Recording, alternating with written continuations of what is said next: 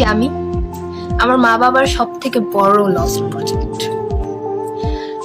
আমি আজকে পর্যন্ত আমার বাবার ভাই বোনেদের ছেলে মেয়েদের মতো ভালো ভালো গ্রেডস নিয়ে আসতে পারি নাই। আজকে পর্যন্ত আমি আমার অন্য ভাই বোনেদের মতো আমার মায়ের অতটা যত্নও করতে পারি নাই। সবসময় আমাকে বলেছে, দেখ তোর অন্য ভাই বোনেরা কত ভালো রেজাল্ট করে, তারা ঘর থেকে বের হয় না, এত ভালো পড়াশোনা করে, তারা সারাদিন পড়াশোনা করে, তুই কেন করস না? তোমরা কখনো জানতে চেয়েছো যে আমি কি করতে চাই? আমার দ্বারা পড়াশোনা হয় না, আমার মেন্টাল স্ট্রেস ভালো না। তোমরা সবসময় দেখেছো আমি সবসময় রুট ব্যবহার করি আর ওর সাথে মিশি না।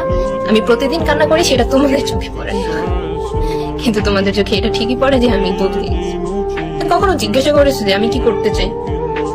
বলেছো তোর দ্বারা পড়াশোনা হয় না, তুই যেটা করতে চাস আমাদের বল, আমরা তোকে সাপোর্ট দেবো, চেষ্টা কর। কখনো জিজ্ঞাসা করোনি তোমরা, বিকজ তোমাদের দরকার হয়নি। তোমাদের দরকার তো শুধু ভালো গ্রেডস, কম্পিটিশন।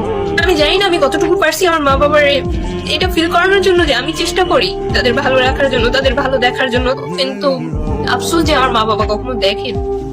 আমি আমার স্বপ্নগুলোর সব বিসর্জন দিয়ে দিছি, সেটা তারা দেখে না, দেখে শুধু আমি খারাপ হয়ে যেতেছি, দিন দিন আমি খারাপ হয়ে যেতেছি। আমি খারাপ এই জন্য হয়ে যেতেছি যে আমার স্বপ্নগুলোর দাম কারো কাছে ছিল না। আমি যেটা পারতেছি না আমার সেটা জোর করে করানো হইতেছে, আর আমি যেটা চাইতেছি সেটার কোনো ভ্যালু নেই কারো কাছে।